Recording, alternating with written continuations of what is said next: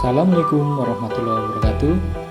Perkenalkan, saya Dwi Santoso, mahasiswa PPG dalam jabatan kategori 1 gelombang 2 tahun 2022 Universitas Negeri Manado.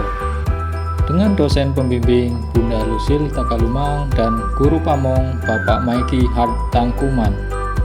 Pada kesempatan ini, saya akan menceritakan best practice menggunakan metode STAR, situasi, tantangan, aksi, refleksi, hasil, dan dampak.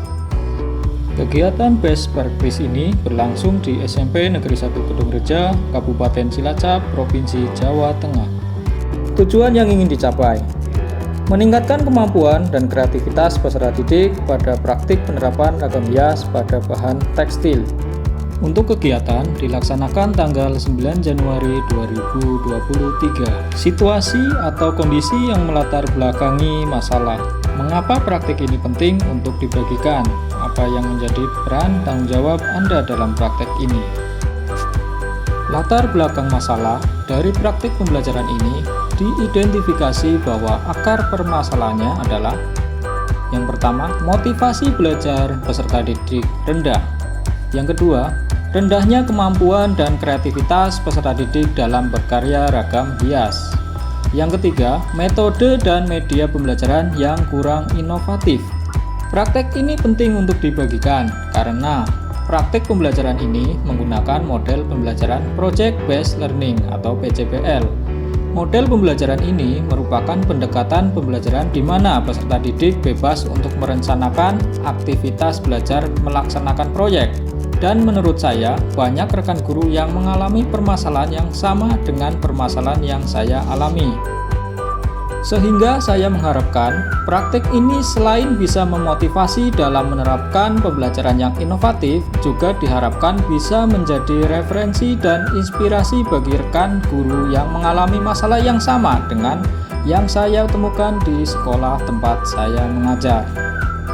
Lalu, peran dan tanggung jawab saya melakukan proses pembelajaran ini secara efektif dengan menggunakan metode, media, dan model pembelajaran yang tepat dan inovatif sehingga tujuan pembelajaran dan hasil belajar peserta didik dapat tercapai sesuai dengan yang diharapkan. Selanjutnya, untuk tantangan, apa saja yang menjadi tantangan untuk mencapai tujuan tersebut? Siapa saja yang terlibat? Tantangan untuk mencapai tujuan pembelajaran. Dari analisis hasil kajian wawancara dan literatur, penyebab dari tujuan pembelajaran yang ingin dicapai yaitu meningkatkan kemampuan dan kreativitas peserta didik dalam menerapkan ragam hias pada bahan tekstil, antara lain. Yang pertama, rendahnya motivasi peserta didik dalam praktik membuat ragam hias pada bahan tekstil. Yang kedua, pembelajaran di dalam kelas masih monoton. Yang ketiga, media ajar yang kurang menarik. Yang keempat, pemanfaatan sarana dan prasarana pembelajaran berbasis IT rendah. Yang kelima, penggunaan metode pembelajaran yang kurang tepat. Yang menjadi tantangan untuk mencapai tujuan pembelajaran. Yang pertama, kurangnya pemanfaatan tipek di dalam kelas. Yang kedua, penggunaan media pembelajaran yang tepat dan menarik bagi siswa. Yang ketiga, memilih metode pembelajaran yang tepat dan sesuai dengan karakteristik materi pelajaran dan karakteristik siswa. Lalu, yang terlibat dalam kegiatan ini: peserta didik, rekan-rekan guru, kepala sekolah, dan pengawas sekolah. Begitu juga dengan keterlibatan dosen pembimbing dan guru pamong selama video konferensi di ruang meeting kelompok 1 kelas 001 Seni Budaya di Universitas Negeri Manado.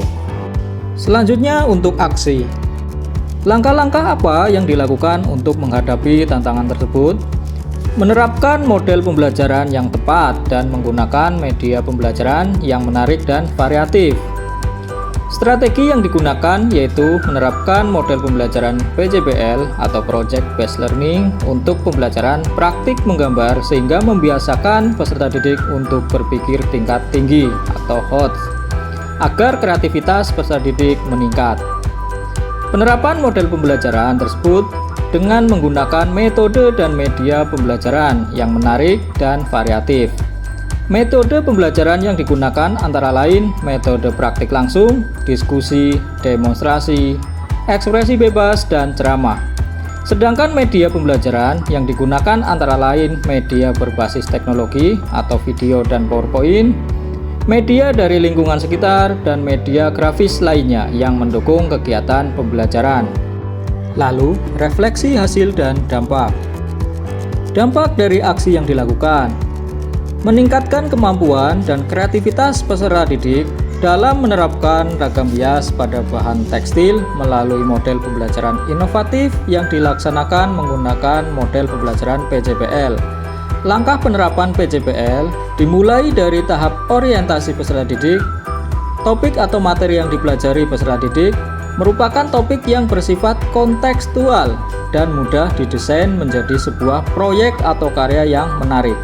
Mengorganisasikan peserta didik, membimbing peserta didik dalam membuat proyek, mengembangkan dan menyajikan hasil karya, serta menganalisa dan mengevaluasi proses berkarya. Lalu, apakah hasilnya efektif? Mengapa? Hasil dari pelaksanaan model PJBL tersebut efektif dalam meningkatkan motivasi peserta didik. Dilihat dari hasil evaluasi pembelajaran yang sebelum menerapkan PJBL, motivasi belajar peserta didik hanya 30% peserta didik yang dapat mencapai KKM, menjadi 95% peserta didik dapat mencapai KKM. Sehingga dapat disimpulkan bahwa model pembelajaran PJBL dapat meningkatkan kemampuan peserta didik dalam menerapkan ragam hias pada bahan tekstil. Selanjutnya, bagaimana respon orang lain terkait dengan strategi yang dilakukan?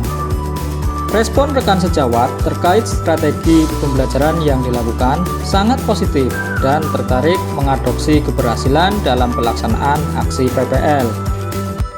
Lalu, yang menjadi faktor keberhasilan yaitu karena PJBL merupakan pembelajaran berbasis proyek.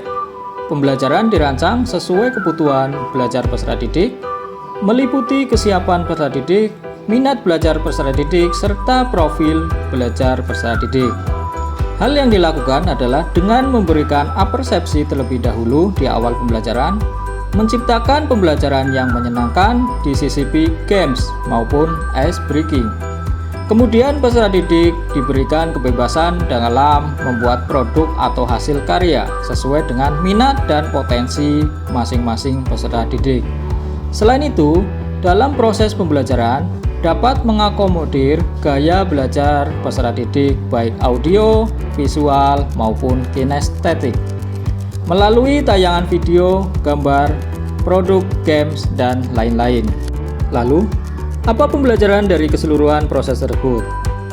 Pembelajaran yang diperoleh dari keseluruhan proses aksi adalah saya mendapatkan feedback positif dari peserta didik dan guru lain, serta kepala sekolah dengan adanya penerapan model PJBL dalam pembelajaran.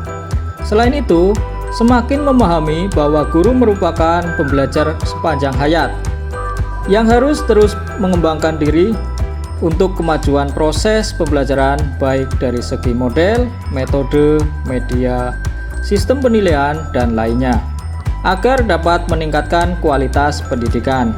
Baiklah, demikian cerita baik atau best practice menggunakan metode STAR dari saya.